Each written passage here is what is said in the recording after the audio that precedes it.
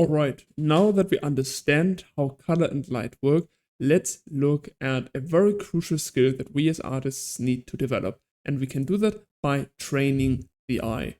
It can be very beneficial to train our eyes to notice and replicate colors more accurately. We can understand colors and how they work, we can understand how light impacts the scene, but if we're not able to replicate what we see by utilizing our color tool, then we're going to have a hard time inventing our own colors or even being able to pretty much design a color scheme alongside a reference or even from imagination. Well, this can be done by doing color studies, which focus on seeing, recognizing, and replicating colors from a reference or from life. To do a color study, we choose a reference with colors we're interested in. This can range from a sunlit garden to a moody scene from a movie. The choice of reference is up to us and ideally related to the paintings we want to create. So there are a broad range of different types of color studies that we can do. However, in this specific case, our goal is to train our eyes, and this is going to also determine how we're going to address each of those challenges in a color study.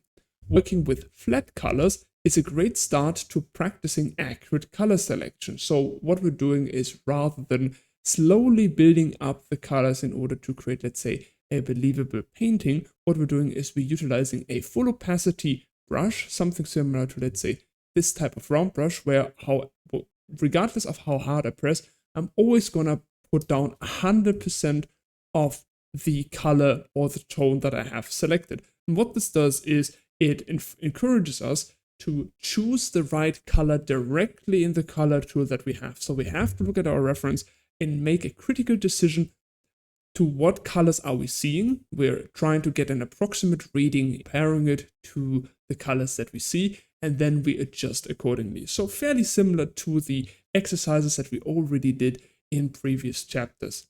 Keep in mind, this is one approach to painting.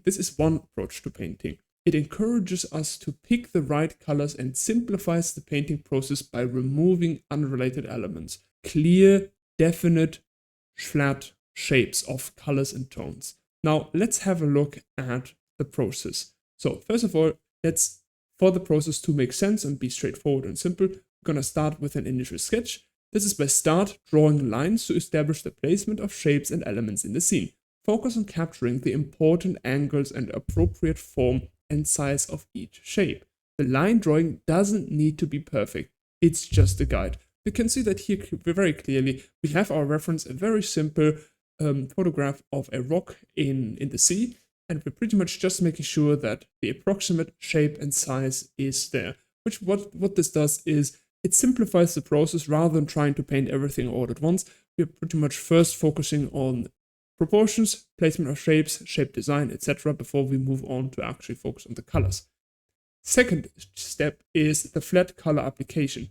Use a brush with full opacity and a hard edge. Avoid pressure sensitivity for opacity. You can obviously use pressure sensitivity for the brush size, the tip size, but not for opacity. It's very important because otherwise we're going to get encouraged to use glazing to build up the colors to meet what we see. This is what we want to avoid. We want to learn how to pick the right colors. This encourages us to use the color sliders to select the right colors. The goal is to create clear and definite shapes with distinct colors. So you can see here in C, for instance, we've pretty much broken down the image into, let's say, the sea, the sky, the rock in shadow, and the rock in light. And from this point onwards, because we've established these major groups first, this comes back to chapter 2 where we talked about shape design, and starting from large to small, we can then go in and essentially work on all the different colors that we see in our reference and try to replicate what we see as closely as possible.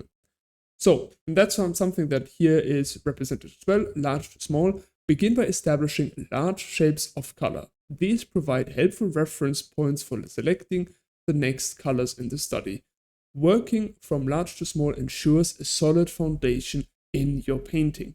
And last but not least, layer management. Keep major elements on separate layers. Utilizing clipping masks to add more colors to larger shapes without worrying about disrupting the overall shape is very helpful. This helps maintain organization and control over your study. So we have here a second example where we can see it as well. We see how the lines plus the flat colors help us just establish the major shapes first. So again, we're gonna start with a line, then we make the large to small shape decisions.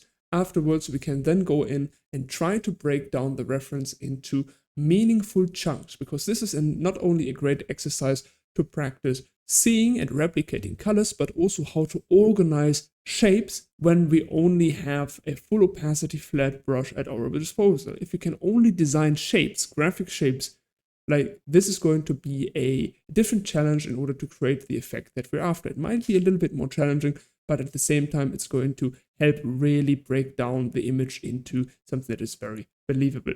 And last but not least, we can then also see how everything coming together works as a really believable color study.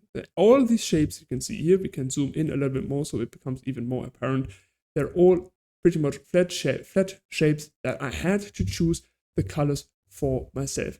And what we can also do is we can see pretty much how this process went on in the demo. But this is very much the overall process when it comes to creating color sketches with the focus on training our eyes.